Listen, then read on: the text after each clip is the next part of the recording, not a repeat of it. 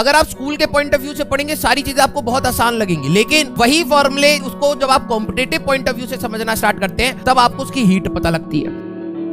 यार आप लोगों को एक चीज समझनी पड़ेगी, एडवांस का बेस सिर्फ कंसेप्ट होता है। जो हम लोग क्लास में चीजों को डिस्कस करते हैं, this is your base, this is your base. अब बात ये होती है एडवांस की, कुछ बच्चों को लगता है एडवांस की थ्योरी ही अलग होती है, ऐसा कुछ नहीं है। जब आप क्वेश्चंस में उसको कॉम्प्लिकेटेड क्वेश्चंस में उन्हीं बेसिक चीज को लगाने का तरीका सीखते हैं, दैट इज योर एडवांस। जितनी भी आपको बेसिक चीजें पढ़ाई जा रही हैं उनको आपको समझना है। हम लोग अपने PYQs को भी साथ साथ इनकॉर्पोरेट करते हैं कि आपको देखो, अगर आप स्कूल के पॉइंट ऑफ व्यू से पढ़ेंगे सारी चीजें आपको बहुत आसान लगेंगी, लेकिन वही फॉर्मूले उसको जब आप कॉम्पिटिटिव पॉइंट ऑफ व्यू से समझना स्टार्ट करते हैं तब आपको उसकी हीट पता लगती है। जब आप उससे और ऊपर एडवांस लेवल पे जाते हैं तब आपको और उसकी हीट पता लगती है, क्योंकि आप बेसिक चीज को बहुत सारी चीजों को मिक्स करके आप उसको कॉम्प्लिकेट कर सकते हैं क्वेश्चन। लेकिन आपको यहाँ पर क्या चीजें समझ आनी चाहिए कि आपकी बेसिक चीजें हमेशा तैयार रहनी चाहिए। अगर आपके पास समय है, पहली बात, सबसे इंपॉर्टेंट बात यह है कि आपके पास अगर समय है, आपका कोई बैकलॉग नहीं है और आपके अपना कोई होमवर्क वाला पार्ट कुछ छूटा हुआ नहीं है, तब आपको डेफिनेटली वॉच करना चाहिए ऐसे लेक्चर्स को जहां पर आपका